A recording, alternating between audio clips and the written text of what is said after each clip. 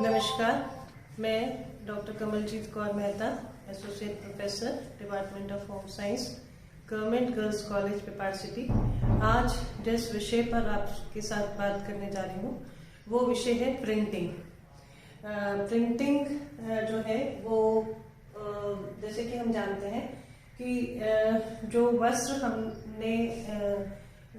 बुनाई के बाद में वस्त्र की जो वीविंग की, उसके बाद में उसको परिसज्जाएं विभिन्न प्रकार की दी जाती हैं। तो जो प्रिंटिंग है वो भी एक तरह की जैसे हम कहते हैं कि एक तरह की परिष्कृति है, उसको उसके बाह्य रूप को उसको और आकर्षक बनाने के लिए और उसमें वैरायटी लाने के लिए जो है प्रिंटिंग की जाती है। तो प्रिंटिंग और रंगाई में जो मेन डिफरेंस होता है वो ये होता है कि रंगाई में तो कपड़े को पूरा या रेशे को या धागे को पूरा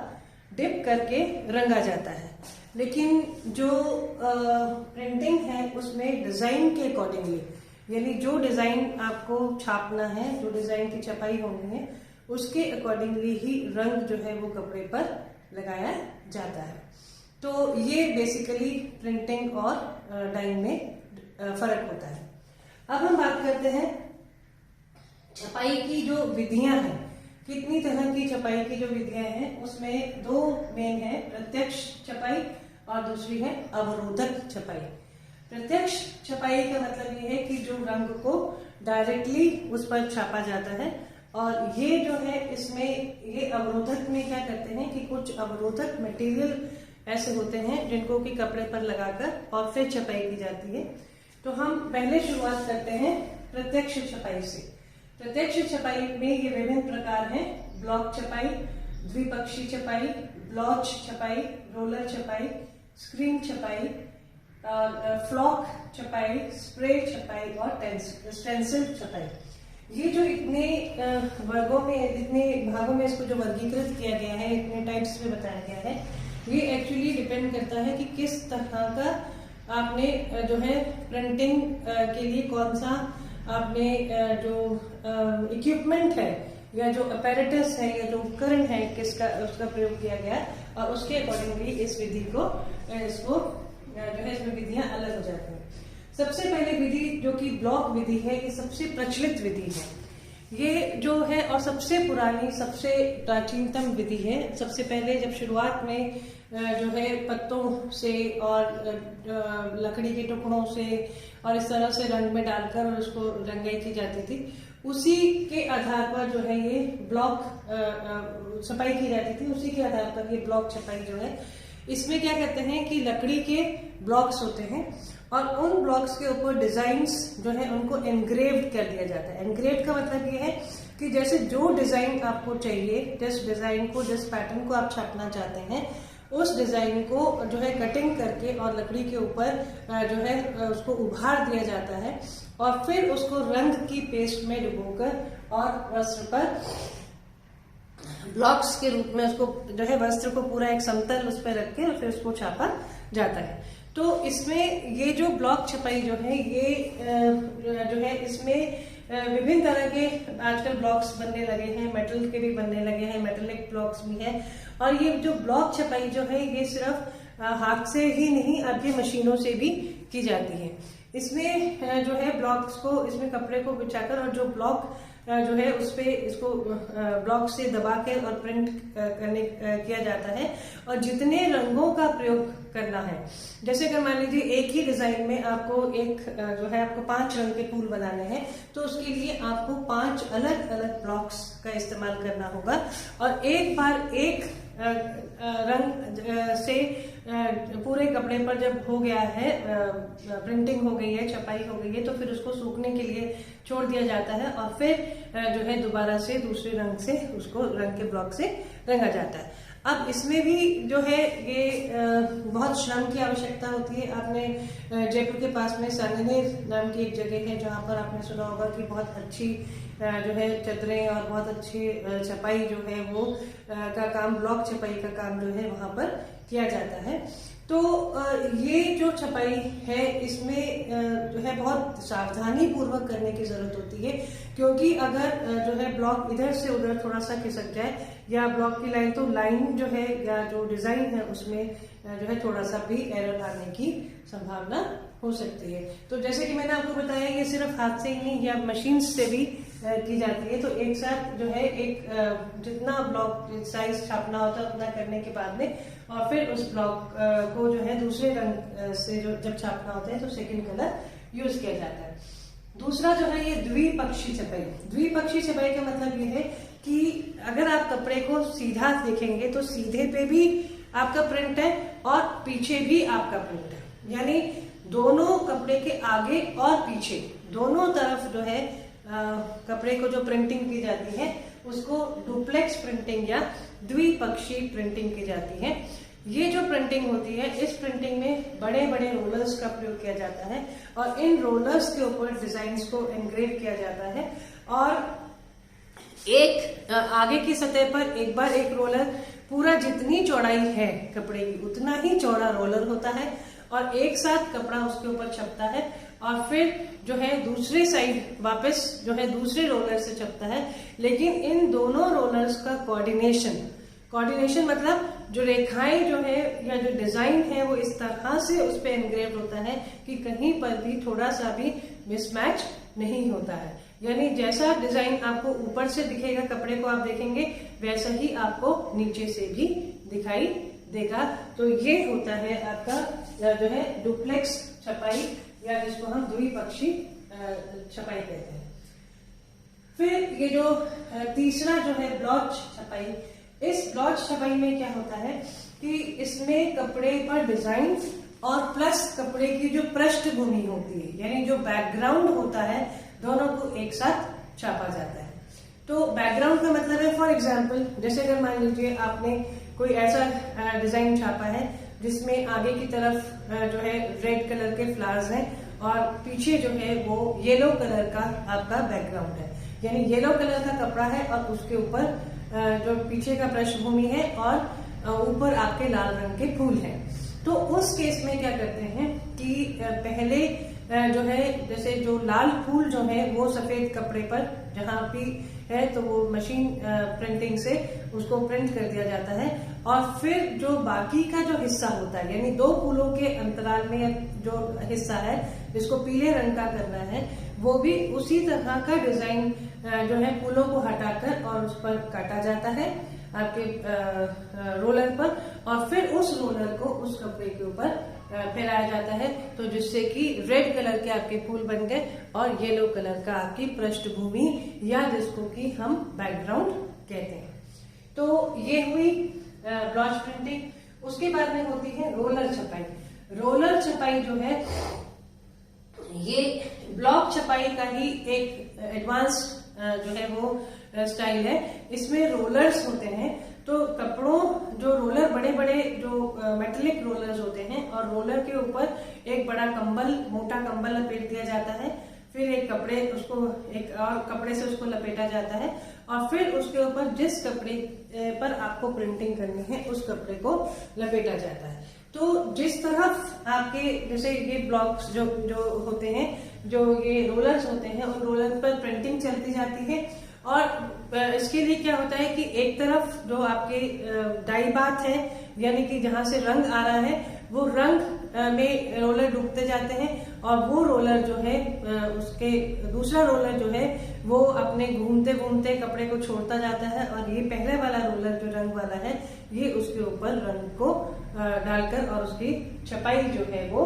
होती रहती है। तो इसमें भी कई सारे जो है रोलर छपाई में भी जितने रंग आपको चाहिए उसके लिए हर एक रंग के लिए अलग अलग रोलर होता है, और अधिकतम जो है अभी आज के डेट में जो एडवांस जो है उसमें 16 रंग जो है वो एक साथ किए जा सकते हैं, यानी 16 रोलर्स को यूज करते हुए आप 16 डिफरेंट कलर्स जो है अपने एक ही पैटर्न में दे सकते हैं। और इसमें भी कई जो है बहुत ही कम समय में बहुत सारा कपड़ा जो है एक साथ छापा जा सकता है। फिर उसके बाद में आती है स्क्रीन छपाई। स्क्रीन छपाई में क्या होता है कि स्क्रीन छपाई में कपड़े की स्क्रीन्स बनी हुई होती है, जैसे डिजाइन की स्क्रीन बनी हुई होती है, चारों तरफ एक फ्रेम होता है। जैसे आप मान लीजिए एक इस तरह का फ्रेम है जिसपे कि चारों तरफ एक लकड़ी का या कोई स्पेशल एक मेटलिक फ्रेम भी बनता है और उसके ऊपर पतली सी जो है वो स्क्रीन होती है और उस स्क्रीन के ऊपर बारीक छेद से डिजाइन जो है वो बना हुआ होता है। और ये जो स्क्रीन छपाई होती है इसमें भी क्या करते हैं कि कपड़े को समतल एकदम प्लेटफॉर्म इस तरह के फ्लैट सरफेस पर रखा जाता है और फिर उसको कपड़े स्क्रीन रखी जाती है एक जगह से, फिर स्क्रीन के ऊपर जो है जहाँ पे छेद किए हुए हैं, मतलब डिजाइन जो है वो पूरा छेद से खुदा हुआ है और फिर उसके ऊपर जो है रंग को जो है ऊपर उसको लगाया जाता है। तो जहां पर रंग लगा जो है छेद के अंदर से रंग जो है वो कपड़े ऊपर चला जाता है और डिजाइन उस पर बन जाता है उसी आकृति में।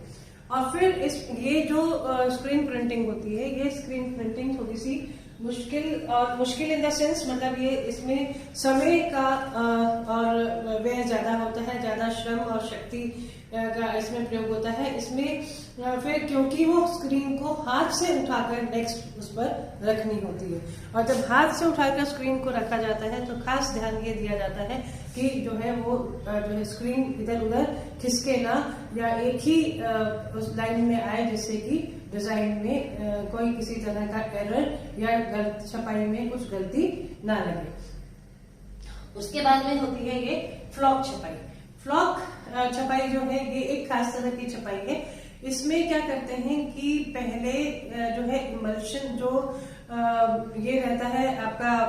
जैसे हम कहते हैं कि रेजिन्स जो होते हैं, यानी इस तरह का इमल्शन मटेरियल जो होता है वो कपड़े के ऊपर पूरा जो है उससे छपाई कर दी जाती है और फिर छोटे छोटे, यानी क्या करते हैं कि रेशों को पहले रंगा जाता है और रेशों को रंगने के बाद में और फिर वो जो इमल्शन जो कपड़े पर चिपका दिया जाता है उसके ऊपर रेशों को चिपकाकर और फिर ये फ्लॉक छपाई की जाती है। उसके बाद में नेक्स्ट जो है वो है स्प्रे छपाई। स्प्रे छपाई में क्या होता है कि एक स्पेशल तरह का स्प्रे जिसको उपकरण होता है उसमें रंग जो है वो भर दिया जाता है और जो डिजाइन बनाना होता है उस डिजाइन की कटिंग करके और फिर उसके ऊपर से रंग को स्प्रे किया जाता है। ये बिल्कुल वैसा ही है जैसे बचपन में हम क्या करते थे, जैसे अगर मान लीजिए कोई पेंसिल या कोई चीज, कोई आकृति आप जो है वो स्प्रे अगर एक सफेद कागज पर रखेंगे, उसके ऊपर रखकर उसके चारों तरफ जब आप स्प्रे करेंगे तो आपकी, जैसे अगर मान लीजिए हाथ ही को ही ड्रॉ करना है तो ये इस तरह से चारों तरफ स्प्रे करेंगे तो हाथ की उंगलियां और जो है वो उसके ऊपर आ जाएंगे और बाकी जगह स्प्रे हो जाएगा। तो उसी तरह की जो है ये स्प्रे छपाई होती है। और उसके बाद में जो नेक्स्ट जो है that is called as stencil printing. Stencil printing में क्या होता है कि जैसे आप ये देखिए कि स्टेंसिल्स होते हैं कुछ इस तरह के, जैसे ए का निशान लगाया तो ए जो है जहां से अगर अपन डबल ए लिखते हैं तो बीच में उसकी कटिंग कर देते हैं, है ना। जैसे कई बार हम जो है इस तरह के जब पोस्टर्स बनाते हैं, उनकी हेडिंग्स लिखते हैं तो हम उसमें स्टेंसिल का प्रयोग करते हैं। स्टेंसिल के प्रयोग में क्या करते हैं कि हम इस तरह का जो है जो भी अक्षर हमने बनाया है वो उसमें कटिंग की हुई होती है और उसके अंदर हम रंग भरते हैं कटिंग वाले जो हिस्से में, तो वो जो है वही चीज उस पर आ जाती है। वही सेम चीज जो है वो स्टेंसिल प्रिंटिंग के लिए होता है और उसमें भी स्टेंसिल्स जो है जैसा डिजाइन चाहिए वैसे स्टेंसिल्स और जितने कलर्स चाहिए उतने कलर्स के हिसाब से उसको डिफरेंशिएट करके और डिजाइन के हिसाब से इसको कलर कॉम्बिनेशंस लेकर और फिर उसकी छपाई की जाती है। तो ये है स्टेंसिल छपाई। तो ये सब प्रत्यक्ष छपाई इसलिए क्योंकि इसमें डायरेक्ट कलर्स को यूज किया जाता है। अब हम बात करते हैं अवरोधक की। अब अवरोधक में क्या होता है कि ये अवरोधक में कुछ इस तरह के अवरोधक पदार्थों का प्रयोग किया जाता है जो कि कपड़े के ऊपर जो है लगा दिए जाते हैं और फिर उसमें से रंग को खींचा जाता है। जैसे डिस्चार्ज मटेरियल में क्या होता है, डिस्चार्ज मटेरियल में जो आपका कपड़ा है उस कपड़े को एक पूरा रंग कर दिया। फॉर एग्जाम्पल आपने एक कपड़ा लिया जिसमें ब्लैक कलर का पूरा रंग दिया है, अब उस पर आपको व्हाइट कलर के फ्लावर्स बनाने हैं। तो आपने ब्लैक कलर से डाई किया हुआ है लेकिन व्हाइट कलर के फ्लावर्स जो है वो आपके उस पे जो है रोलर पर खुदे हुए हैं, एनग्रेव्ड हैं और वो आपने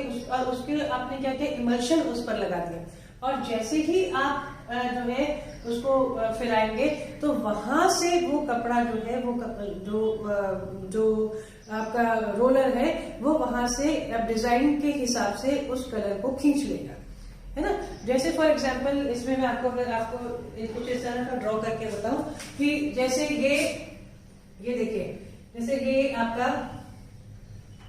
ब्लैक कलर का कपड़ा है, ये पूरा ब्लैक कलर से रंगा हुआ है। अब अगर मान लीजिए इस पे आपको कुछ इस तरह का ऐसे फूल बनाने हैं, तो ये जो फूल है ये फूल व्हाइट कलर के अगर आपको बनाने हैं, तो जहां पर आपके रोलर पर ये जो व्हाइट फूल है उन फूलों के ऊपर जो है एक इमल्शन मटेरियल लगा दिया जाता है, और वो इमल्शन मटेरियल लगाने के बाद में उस रोलर को जब उसके इस ब्लैक कपड़े के ऊपर जब चलाया जाएगा तो वो जो रेजिस्टेंट मटेरियल जो इमल्शन मटेरियल जो है वो क्या करेगा, वो उसको जो है वहां से कलर को खींच लेगा, और यहाँ से कलर खींच लिया जाएगा तो ये फूल जो है ये सफेद बन जाएगा। तो इस तरह से ये डिस्चार्ज की छपाई की जाती है, और ऐसे ही बाटिक छपाई की जाती है। बाटिक छपाई में भी बहुत फेमस बाटिक है, एक बार हमने पीछे भी अपनी एक क्लास में इसकी बात की। ये जो छपाई है, इस छपाई में वैक्स का प्रयोग किया जाता है। दो तरह की वैक्स होती है, बीज वैक्स होती है, पैराफिन वैक्स होती है। और ये जो वैक्स होती है इसके लिए क्या करते हैं कि डिजाइन को कपड़े पर छापा जाता है, और जहां आपको कलर नहीं चाहिए वहां पर आप कपड़े के दोनों तरफ ब्रश से आप जो है वैक्स लगा देते हैं। वैक्स लगाने से यानी वैक्स जो है वो काम करता है अवरोधक का, यानी जहां आपको कलर नहीं चाहिए वहां वो कलर को नहीं जाने देगा वैक्स, और बाकी जगह आपका कलर हो जाएगा। और ये जो अवरोधक छपाई होती है, इस अवरोधक छपाई में या बाटिक में हम हमेशा हल्के से गहरे रंग किया जाते हैं। जैसे कपड़े के ऊपर पहले आपने येलो कलर लिया, फिर उसके बाद में रेड, फिर उसके बाद में ब्लू, फिर उसके बाद में ब्लैक, यानी ये जो है हल्के से गहरे रंग की ओर जाते हैं। और इसमें भी कई तरह के जो है मॉडर्न्स और कई तरह के डेवलपिंग सॉल्ट्स जो है वो उनका प्रयोग किया जाता है। ये डायरेक्ट ये वाली डाइज जो है ये डायरेक्ट डाइज इसमें का प्रयोग नहीं किया जाता है। तो ये सब हमने बात की छपाई की विधियों के बारे में। अब हम बात करते हैं रंग के पक्केपन को प्रभावित करने वाले कारण। एज अ कंज्यूमर जब हम किसी भी तरह का अगर हम किसी चीज को कंज्यूम करते हैं तो हम ये चाहते हैं कि जितना पैसा हमने उसमें खर्च किया है उतनी उसको हमको जो है उसकी चीज की गुणवत्ता और उसकी जो है कार्यक्षमता अधिक हो, कपड़े की अधिक समय तक चले, रंग पक्का रहे, ये हम जरूर से चाहते हैं। तो उस केस में जो है ये रंग के जो पक्कापन है उसको प्रभावित करने वाले 4 मेन कारक हैं। एक तो रेशों की रासायनिक रचना, रेशे जो है उनका केमिकल कॉम्पोजिशन क्या है। जैसे फॉर एग्जांपल जो आपके ये वुलन और जो सिल्क फाइबर्स होते हैं उनको रंगने के लिए जैसे हम एसिड डाइज का प्रयोग करते हैं, तो पहले एसिड डाइज का प्रयोग करके और फिर क्षारीय रंगों का प्रयोग करते हैं तो रंग जो है वो पक्के रहते हैं। लेकिन जैसे आपके सेल्यूलोजिक होते हैं तो सेल्यूलोजिक पे ना तो आपके एसिडिक डाइज और ना ही आपके जो है क्षारीय रंग प्रयोग में लाए जा सकते हैं, उसमें न्यूट्रल डाइज या उदासीन रंगों का प्रयोग किया जाता है। इसी तरह से जो रंजक है, जो हम पिगमेंट से कलर्स यूज कर रहे हैं, उनकी रासायनिक रचना क्या है ये भी प्रभावित करती है। फिर रंगाई और छपाई विधि की आपने कौन सी तकनीक यूज की है। जैसे मैंने आपको बताया था रंगाई के लिए जो है रॉ स्टॉक डाइंग है ना, रॉ स्टॉक डाइंग का मतलब है कि रेशों को ही रंग दिया जाता है। तो एक कपड़े को रंगना और एक रेशों के रंगना, इसमें फर्क ये हो जाता है कि रेशे को रंगा जाता है तो रंग अंदर तक जाता है, यानी रेशा ही अगर रंग दिया गया उसके बाद में कपड़े की बुनाई की गई तो रंग जो है वो पक्का रहेगा। और इसी तरह से जो रंगाई के लिए जो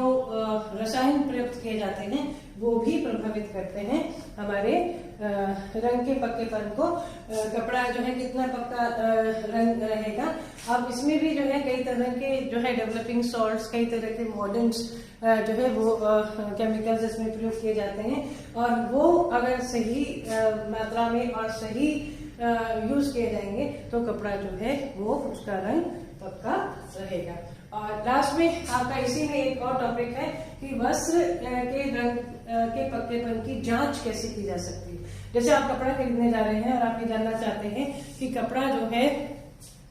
वो उसका रंग कितना पक्का है, ये जांचने के लिए जो है किसके लिए पक्कापन चाहिए हमें, धुलाई धोए तो कपड़े का रंग पक्का रहे, अगर स्टीम किया जाए, स्टीम का प्रयोग किया जाए,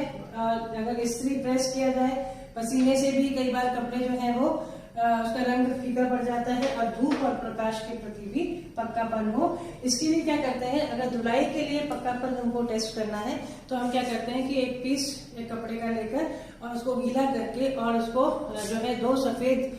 कपड़े के बीच में लेयर में उसको छोड़ दिया जाता है, और अगर रंग कच्चा है तो वो रंग जो है वो सफेद कपड़े पर आ जाएगा। इसी तरह से स्टीम के लिए भी पक्कापन जो है वो जरूरी होता है। स्टीम के लिए पक्कापन क्यों जरूरी, जैसे हॉस्पिटल्स वगैरह में या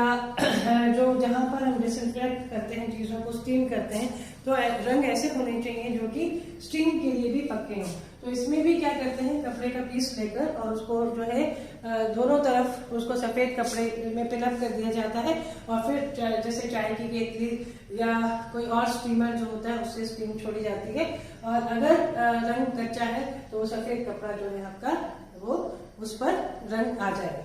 और इसी तरह से आयरनिंग के लिए भी कई बार ऐसे देखा गया है कि जैसे हम कपड़ा प्रेस करते हैं, जरा सी तेज प्रेस कर दें तो वहां से रंग फीका हो जाता है। तो इसको जांचने के लिए भी हम जो है कपड़े को कई छोटे पीस के ऊपर जो हमने कपड़ा खरीदा उसके रंग के पक्केपन को जांचने के लिए उसको तेज प्रेस करते हैं और फिर उसको कंपेयर करते हैं नॉर्मल जो है जिसको नहीं प्रेस किया गया उसके साथ में। इसी तरह से पसीने के लिए भी हम जांच करते हैं। पसीने के लिए क्या किया जाता है, किसी वीक एसिड में कपड़े को के छोटे टुकड़े को जो है उसके अंदर डुबो दिया जाता है और फिर उसको सूखने दिया जाता है, और फिर उसका कंपैरिजन नॉर्मल रंग के जो कपड़ा रंगा हुआ कपड़ा है उससे किया जाता है। तो उससे पता लग जाता है कि ये कपड़ा पसीने से के